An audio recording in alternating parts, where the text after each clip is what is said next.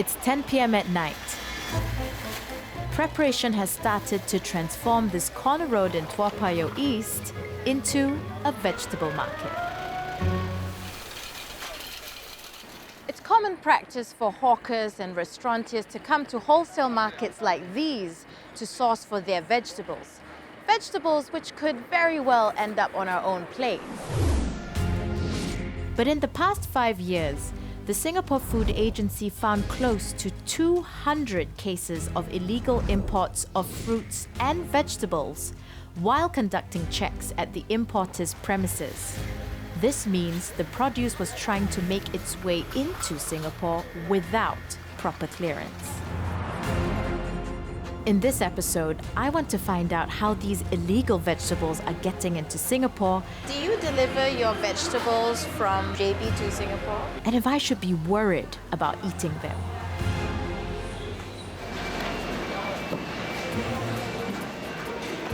Singapore imports around 1,500 tons of fresh vegetables daily from countries like China, Australia, and Malaysia. That's some 87% of the vegetables we consume. They don't just go directly from farm to table. I'm told that Pasir Panjang Wholesale Centre is the main point of import where checks are made on lorries coming into Singapore carrying vegetables. Lorries coming across the causeway into Singapore have to make a pit stop here before any of the vegetables can be sold to our local supermarkets, restaurants, or hawker stalls. Okay, so we open up one of the boxes to check. This is where the Singapore Food Agency, or SFA, which is the national authority trusted to ensure food safety, does checks to make sure that the vegetables are safe for you to eat. So we'll put this consignment under hold and test? Yeah, under hold and test. I want to see for myself how stringent these checks are. So I've arranged to meet Patrick Bay. He oversees food safety and licensing inspections.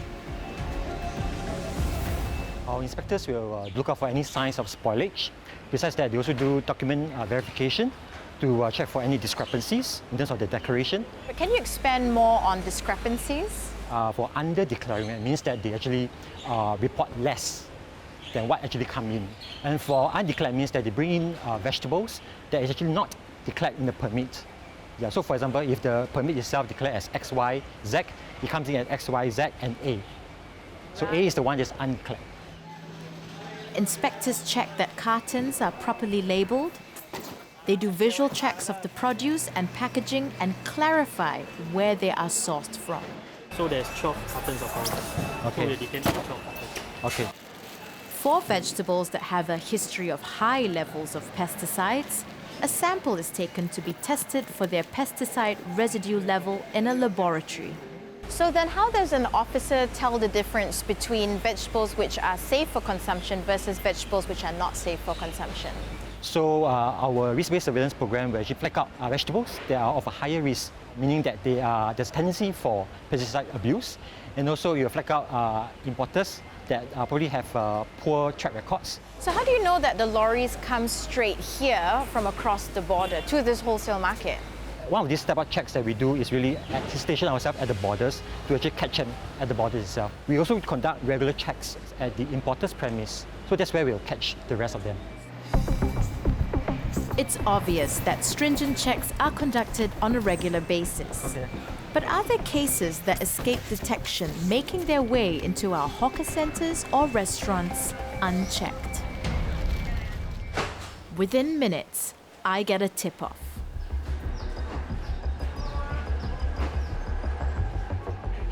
Okay, so my source comes from the vegetable importers industry, and he sent me pictures and videos that he took at night of what he believes to be vegetables smuggled into Singapore. There's a truck, and it seems to be parked outside an HDB block. There is someone carrying cartons out. The license plate number doesn't seem like it comes from Singapore. Okay, this is another picture, and judging by this picture, the vegetables have been brought to a stall. And there's an invoice here, and the invoice states the company name, and the address is Johor Malaysia. My source believes that these vegetables escape checks at Pasir Panjang Wholesale Centre because of this invoice. The invoice is from a Malaysian seller, not a Singaporean company. Typically, customers like hawker stalls or restaurants order their vegetables from Singapore importers, who would have gone through the proper checks at wholesale markets or their premises. So when the invoice is from a Malaysian company, it's likely that the vegetables have not been checked at the Singapore importer's premises. Another telltale sign of smuggling?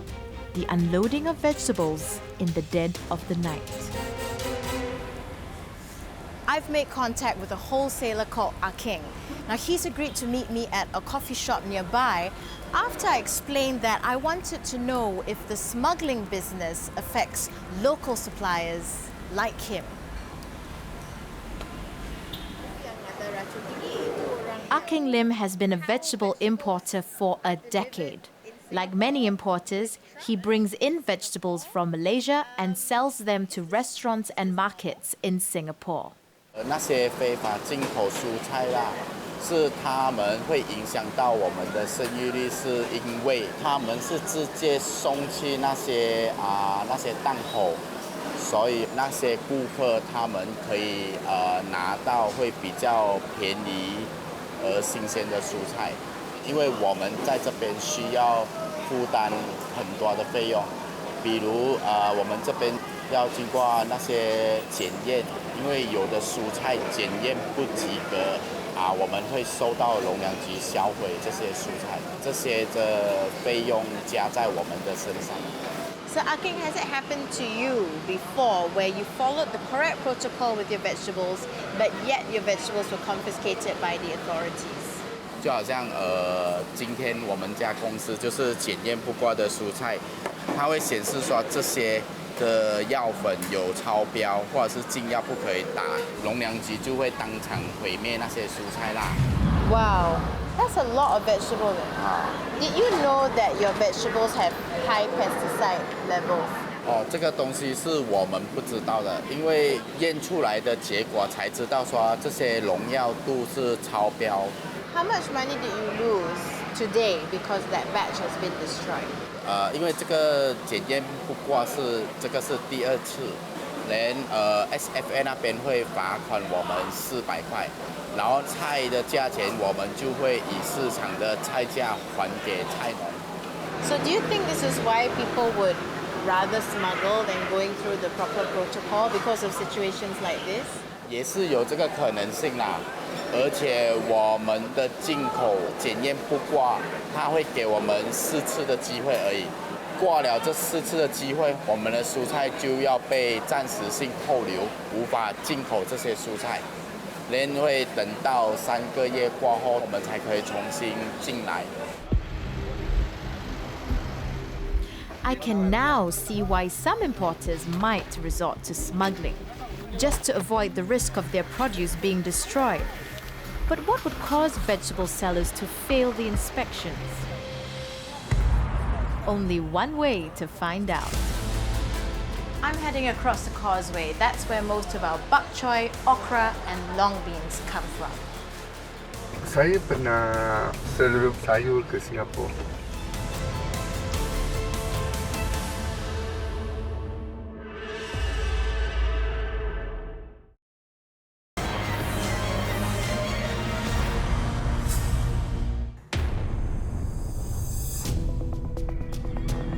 I'm on the way to Johor Bahru, where I'm told vegetables that may not be safe for our consumption are making their way across our borders.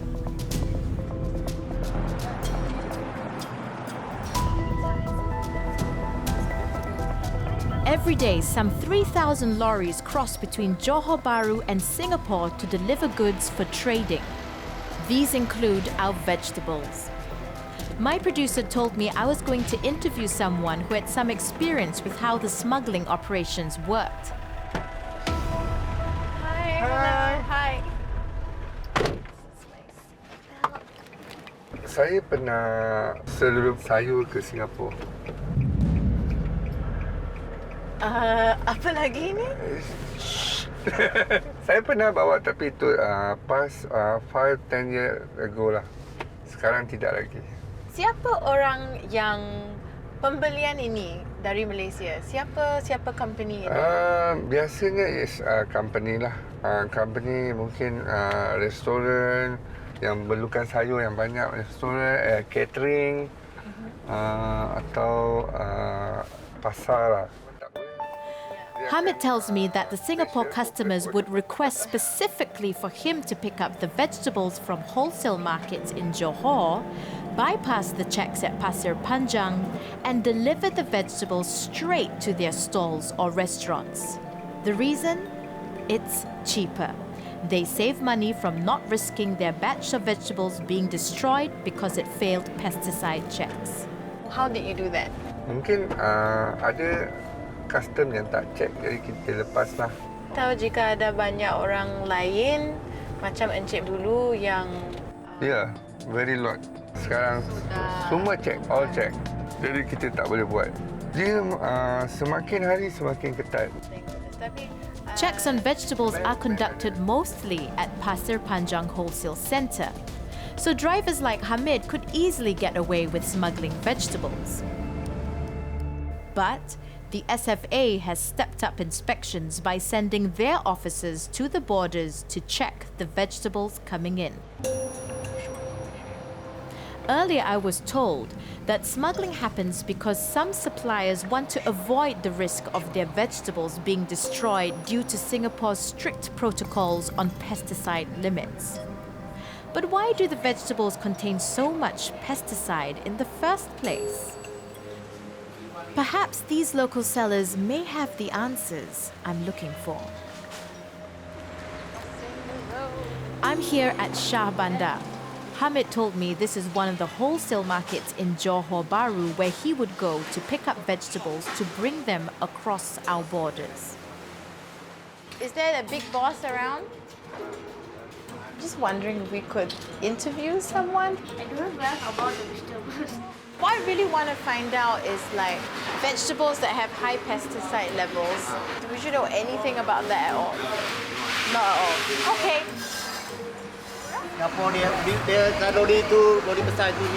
That lorry is going to Singapore right now, this minute. After approaching more than 15 wholesalers and vegetable sellers, I finally get the break I'm looking for. A few of the sellers have pointed me in the direction of one man. His name is Kelvin. I've got the address of his vegetable business here. I think I'm going to go pay him a visit.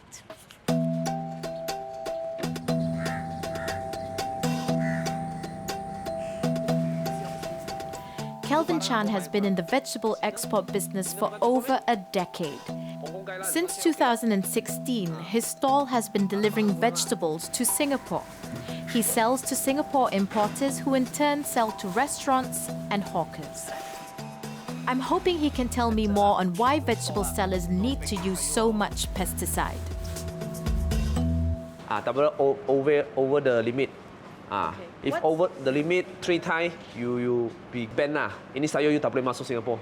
So why do they use pesticide in the first place? Because dia mau jamin itu sayur mau cantik baru boleh export ke Singapore. Sebab Singapore punya standard very highest. Dia orang bukan mau makan saja. Itu nampak pun mau cantik. Ini pun satu masalah banyak ironiknya. Kalau itu sayur dia orang mau minta cantik, mau high quality. Mau lawa, mesti itu racun banyak, baru boleh jadi ini macam. So do you think is that why Malaysians smuggle or bring these vegetables into Singapore? Sebab dia orang no choice mah. Mesti itu ulat banyak kuat macam dia orang mesti mau racun banyak kuat.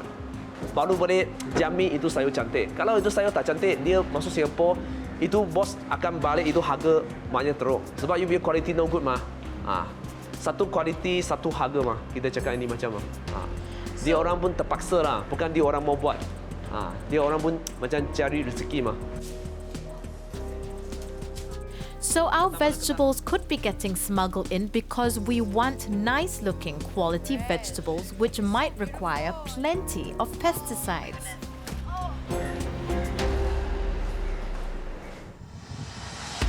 But I wonder, is it possible to grow nice-looking vegetables without all the chemicals?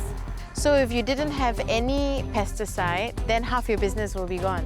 Oh, drop, sure drop. Output drop means everything drop.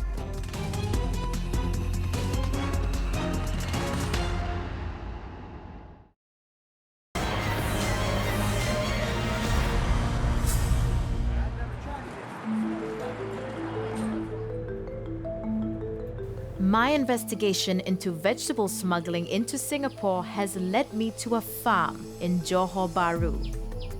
So far, I've been told that our need for nice-looking, quality vegetables is what's driving sellers to flout Singapore's pesticide checks. I've tracked down a farmer who grows long beans and leafy greens for the Singapore market. I want to find out if there are alternatives to using pesticides to grow beautiful-looking vegetables. So how big is your farm? Actually, my farm is around 6 acres. And how much of your vegetables do you distribute to Singapore then? From my farm, around 60 to 70% sell to Singapore. And then the balance I sell to the local market. On average, Mr. Mohan mixes about 15 to 20 milliliters of pesticide with water to spray his crops. And as insects are attracted to some vegetables more than others, these are the ones that will need a higher amount of pesticide spray. See the ants? I see. That's why you have to spray the pesticide. See, you see? Because this beans tree a little bit sweet. No? 1 week, 2 times you have to spray. But when start to pick the bean, tomorrow you want to pick the beans, today evening they have to do. Otherwise, no problem already because insects too many. So do all your vegetables have pesticide in them? Actually, no. Actually, you see, see this vegetable is called sayur kampung. Malay call it the daun asam. This one Malay call it the daun turi. This one I will never spray any pesticide. It's 100% it's organic. So I send to Singapore also. But in long bean, I have to spray pesticide. I have to do 3 days 1 time or 1 week 2 times. Otherwise, I cannot get the good quality. I cannot see the good color. I cannot see the bean have long. So if you didn't have any pesticide, then half your business will be gone. Oh, drop, sure drop. Output drop means everything drop. Because you cannot only survive on you sayur cannot survive kampung. this one only. This is a smaller market. Yeah, smaller market. It's a big market. Right. There are, of course, other farming methods that don't require the use of pesticides, such as hydroponic farming, which grows plants without soil. But such systems cost money, nearly 4 times more to maintain compared to traditional farming methods. Farmers like Mr. Mohan, who mostly sell to the Singapore market, cannot afford such systems.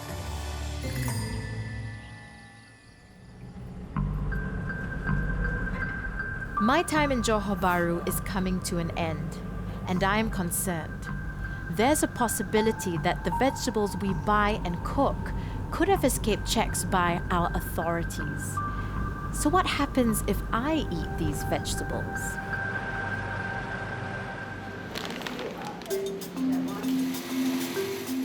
The SFA has dictated that vegetables cannot exceed the maximum residue limit, or MRL, for pesticide. These are tied to international regulatory and safety standards which farmers must meet. I've arranged a meeting with the Singapore Food Agency. They've asked me to meet them at their laboratory in Lim Chu Kang. So, Dr. Chen, tell me, what do you test for in vegetables to make sure that they're safe for consumption? We need to do chemical analysis. You see this? This is a sample. We do some extractions from the green veggie. It will result into clean liquid here in the sample vial, and we call it the sample extract. And this extract already contains whatever pesticide residues, and we put this into a very advanced analytical instrument. Then based on analysis result, we'll be able to tell this one positive for pesticide residues, but that one actually is okay. Once we have the results, we'll inform our inspection team. Sample pass our examination, can release the consignments. I see. Okay. So how often do you conduct this testing? Every day. It's a daily basis analysis. On average, we can receive about 20 to 30 samples.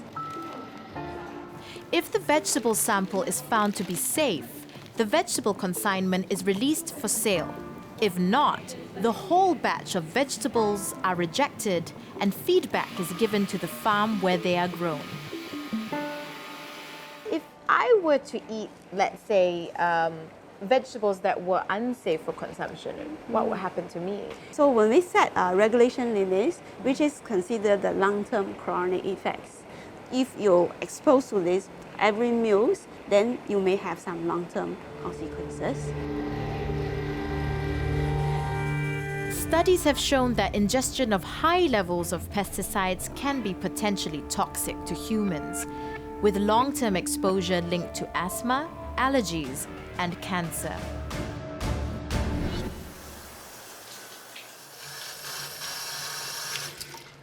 So, there are regulations in place to ensure that vegetables with high levels of pesticide don't show up on our plates, but you can never be too sure. And as someone who loves to eat vegetables on a daily basis, I think it'd probably be best if I follow the guidelines recommended by the Singapore Food Agency when I prepare them. Give them a 30-second rinse,